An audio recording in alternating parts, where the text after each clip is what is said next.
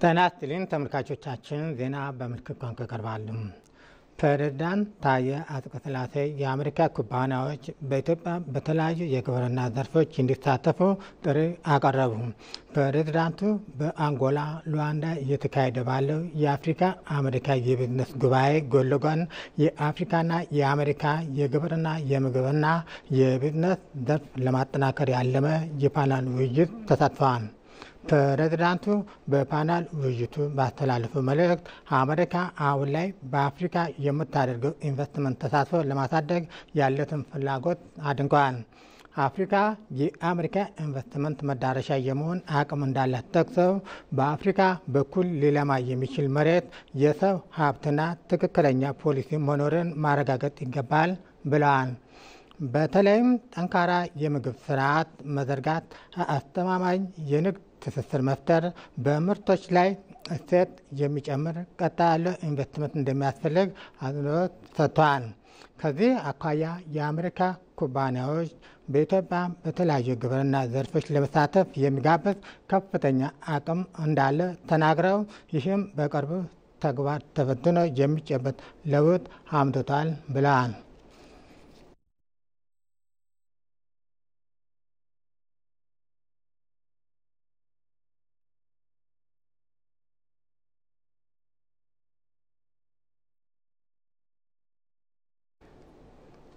የሕዝብ ተወካዮች ምክር ቤት ተደጋጋሚ የኦዲት ጉድለት ባሉባቸው የመንግስት መስሪያ ቤቶች ላይ ተጠያቂነት የሚያስፍር እርምጃ እንደሚወስድ አፈ ጉባኤ ታገሰ ጫፎ ተናገሩ።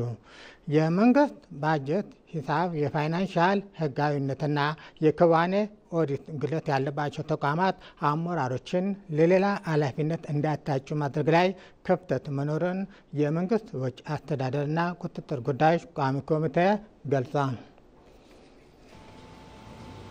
የሕዝብ ተወካዮች ምክር ቤት በ39ኛ መደበኛ ስብሰባው የፌዴራል ዋና ኦዲተር መስሪያ ቤት የመንግስት መስሪያ ቤቶች የ2016 በጀት ዓመት ሂሳብ፣ የፋይናንሻል ህጋዊነትና የክዋኔ ኦዲት ሪፖርት ላይ ተወያይቷል። የፌዴራል ዋና ኦዲተር ወይዘሮ መሰረት ዳምጤ 39 የክዋኔ ኦዲት እንዲሁም በወቅታዊ ሁኔታ ከተቋረጡ 6 መስሪያ ቤቶች በስተቀር በ163 የፌዴራል ባለበጀት መስሪያ ቤቶች የተከናወኑ ኦዲት ግኝቶችን ዝርዝር ሪፖርት ለምክር ቤቱ አቅርበዋል። በኦዲት ውጤቱም 10 ተቋማት የጎላ ችግር ያለባቸውና ተቀባይነት የሚያሳጣ አስተያየት የተሰጣቸው መሆኑን በሪፖርት ተጠቁሟል። ከህግ ውጭ የተፈጸሙ ግዢዎች፣ የበጀት አጠቃቀም ጉድለቶች እንዲሁም ለተፈጸሙ ክፍያዎች ህጋዊ ሰነዶች ያለማቅረብና የጥሬ ገንዘብ ጉድለት ዋና ዋናዎቹ ጉድለቶች መሆናቸውን ሪፖርቱ አመልክቷል። የባለበጀት መስሪያ ቤቶች በጀትን በአግባቡ በመጠቀም የመንግስትና ህዝብ ሀብት ለታለመለት ዓላማ ማዋል ላይ ክፍተቶች መኖራቸውን የጠቆሙት ዋና ኦዲተር ወይዘሮ መሰረት መስሪያ ቤቱ ከሚያከናውናቸው አንዱ በሆነው ልዩ ኦዲት ከተለያዩ አካላት ከፍተኛ ተጽዕኖ መኖሩን ገልጸዋል። ልዩ ኦዲት ከመደበኛ ኦዲት የተለየ ነው። የሰዎችን ስም እከሌ ብሎ የሚያወጣ የህይወትን መስዋዕትነት ጭምር የሚጠይቅ ኦዲት ነው። ስለዚህ ይህን ኦዲት የሚሰሩ ኦዲተሮች የተለየ ፕሪቪሌጅ ያስፈልጋቸዋል። ትንቅንቁ ከኦዲት ከሚደረገው ሰው ብቻ ሳይሆንም ከኛ ተቆጣጣሪ ከምንላቸው ተቋምም ጭምር ተግዳሮት ያለበት ነው። ወደ ኦዲት ወደ ተቋማችን ሲመጡ ሽጉጥ ጭምር ይዘው ነው የሚመጡት። እኛ ግን አንበገርም ለሽጉጥም። በተግባርም ስላሳየ ማለት ነው። ስለዚህ ይሄን በዚህ ቻሌንጅ ውስጥ ነው ልዩ ኦዲት የሚሰራው። ወደዚህ የሚመጡ ኦዲተሮች ልዩ ፕሪቪሌጅ ያስፈልጋቸዋል። አሁን በመንሰራው በሚሰጠን አበል መዋቅሩን ብናስተካክለው የሚቀርበውን ጥያቄ መመለስ አንችልም። የመንግስት ወጪ አስተዳደርና ቁጥጥር ጉዳዮች ቋሚ ኮሚቴ ሰብሳቢ ዶክተር የሽመቤት ደምሴ የፌዴራል ዋና ኦዲተር የኦዲት ሽፋን እያደገ መምጣቱ የኦዲት ስራን በጥብቅ ዲሲፕሊን ከመምራት አኳያና ለክልልና ኦዲት ተደራጊ መስሪያ ቤቶች የአቅም ግንባታ ድጋፍ ማድረጉ በጥንካሬ ጎን የሚነሱ ጉዳዮች መሆናቸውን ተናግረዋል። በተደጋጋሚ በፋይናንስ ኦዲት የከፋ ደረጃ ያገኙ ተቋማትን የሚመሩ አመራሮች ለሌላ ኃላፊነት እንዳይታጩ ምክር ቤቱ ያስቀመጠው ውሳኔ የከፋ ኦዲት አስተያየት ያገኙ ተቋምና አመራሮች ላይም እንዲተገበር ምክር ቤቱን ጠይቀዋል። በተደጋጋሚ ለ3 ተከታታይ በጀት ዘመን የከፋ አስተያየት ያገኙ ተቋማት የሥራ ኃላፊዎች ላይ እርምጃ ከመውሰድ አንፃር ጅምር መሆኑ ነው። ሌላው የተንጠባጠበ ነው። በተቀመጠው ምክር ቤቱ ባስቀመጠው ውሳኔ መሰረት ተፈጻሚነት ላይ ክፍተት ስላለ ነው አሁንም በድጋሚ እንትን ያለ ነው። የሕዝብ ተወካዮች ምክር ቤት አፈ ጉባኤ ታገሰ ጫፎ ምክር ቤቱ የኦዲት ግኝቱን መነሻ በማድረግ ተጠያቂነትን ለማስፈን እንደሚሰራ ተናግረዋል። እያንዳንዱ የሚሰራው ነገር ተቀምጧል፣ ቅጣቱም ጭምር አስቀምጠናል። ስለዚህ በዛ አግባብ ተጠያቂነትን ማረጋገጥ ይኖርብናል። ኦዲት ሪፖርቱ ላይ ዋናው ላይ ብቻ ሳይሆን በዝርዝር ሪፖርት ላይ የተቀመጡ ጉዳዮች እያንዳንዱ ተቋም የሚገልጹ ጉዳዮች ጭምር ያሉ ስለሆነ ይህም በመያዝ በ2000 ቅድም ያስቀምጡ በ2018 ዓመተ ምህረት አሁን የምንጀምረው እቅድ ውስጥ ይሄን አካተን እያንዳንዱ ይሄ ሪፖርት ላይ የተቀመጡ ጉዳይ የት እንደደረሰ ማረጋገጥ ይኖርብናል ማለት ነው። ማጠቃለያ አስተያየት ላይ የተቀመጠው እርምጃ በተደጋጋሚ ለውጥ ያላሳዩ ደረጃውን በህጉ መሰረት እርምጃ እንወስዳለን ማለት ነው። ያን ማድረግ ይኖርብናል። ይሄ ፖለቲካዊ እርምጃ ይመለከታል፣ አስተዳደራዊ እርምጃ ይመለከታል፣ ህጋዊ እርምጃ ይመለከታል። እነዚህን አቀናጅተን እርምጃዎች እንዲወሰዱ እናደርጋለን። በፌዴራል ዋና ኦዲተር የተከናወነው የኦዲት ዝርዝር ሪፖርት የተለያዩ ተቋማት ሂሳብ ከፋይናንሻል ህጋዊነትና የክዋኔ ኦዲት አንጻር ያሉባቸውን ጉድለቶች ሰፋ ባለ ዝርዝር ምክር ቤቱን ጨምሮ ለሚመለከታቸው የውሳኔ ሰጪ መስሪያ ቤቶች መቅረቡ ተገልጿል። የአዲስ አበባ ትምህርት ቢሮ የ2017 8ኛ ክፍል መልቀቂያ ፈተና ውጤት ይፋ አደረገ። 70,525 ተማሪዎች በዘንድሮ የ8ኛ ክፍል የተፈተኑ ሲሆን ፈተናውን ከወሰዱ መካከል 62,639 ተማሪዎች የማለፊያ ነጥብ ከ50 በመቶ በላይ በማምጣት ወደ 9ኛ ክፍል ማለፋቸው ተገልጿል። የአዲስ አበባ ትምህርት ቢሮ ኃላፊ ዶክተር ዘላለም ሙላቱ በሰጡት መግለጫ የዘንድሮ የ8ኛ ክፍል ከወሰዱ ተማሪዎች 88.8 በመቶ ወደ ቀጣይ የክፍል ደረጃ መሸጋገራቸውን ገልጸው ይህም ከአምናው ጋር ሲነጻጸር ያለፉ ተማሪዎች ቁጥር ብልጫ ማሳየቱን ገልጸዋል።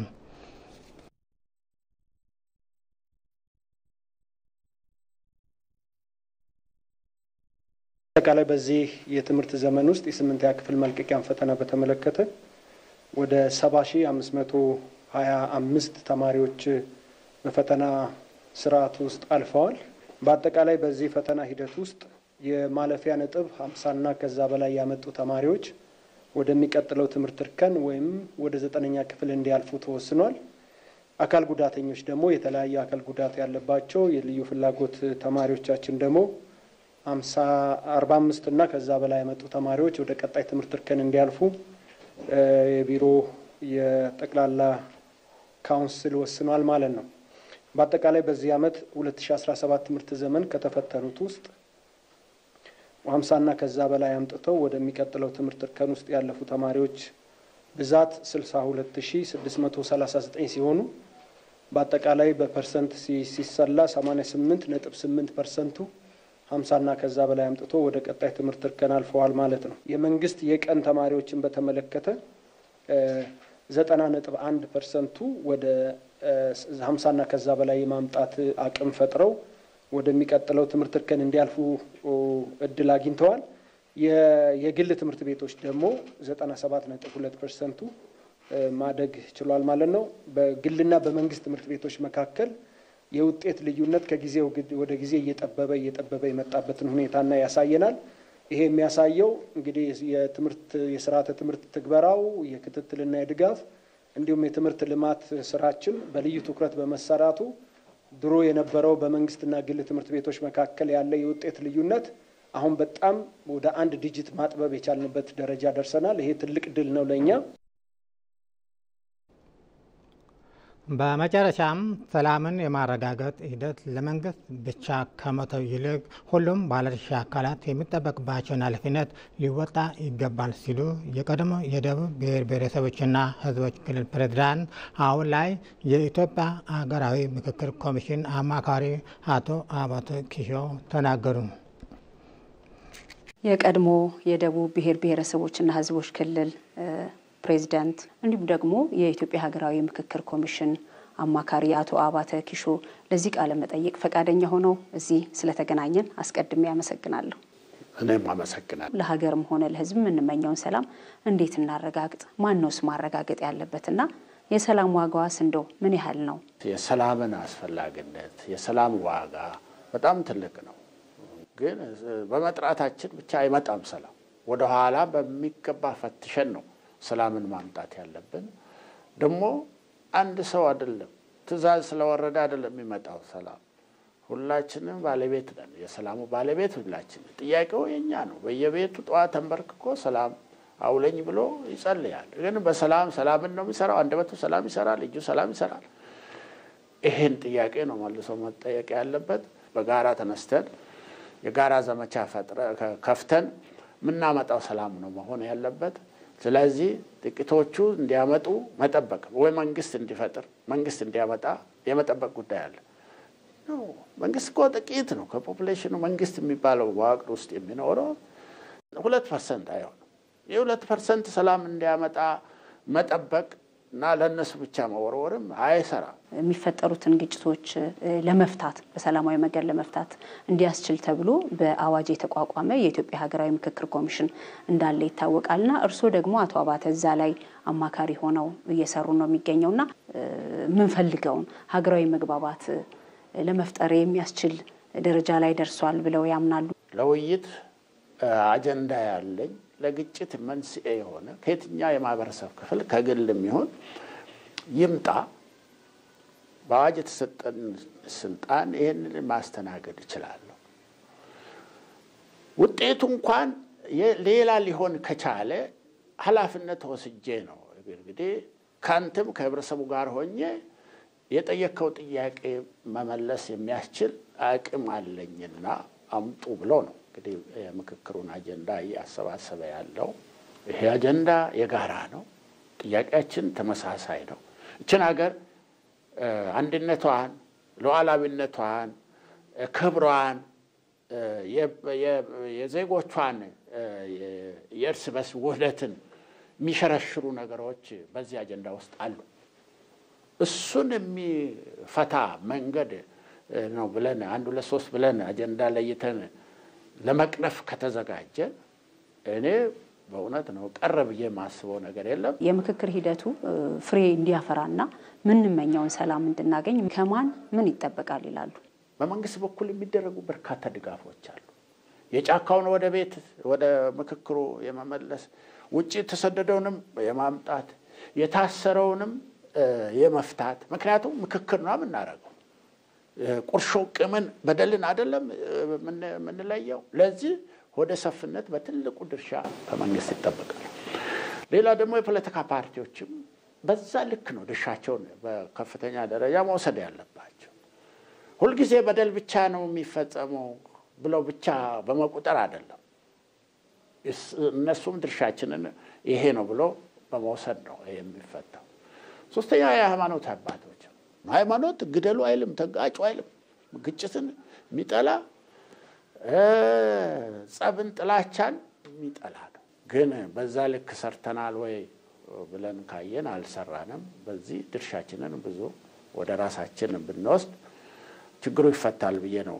ቀሪዎቹም ድርሻቸውን ይወስዳሉ። አቶ አባተ ኪሾ ለኢትዮጵያ ቴሌቪዥን ፈቃደኛ ሆነው ይህንን ቃለ መጠይቅ እንድናደርግ ስለፈቀዱልኝ አመሰግናለሁ።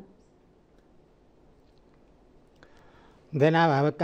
ከቀሪ ፕሮግራሞቻችን ጋር መልካም ቆይታ።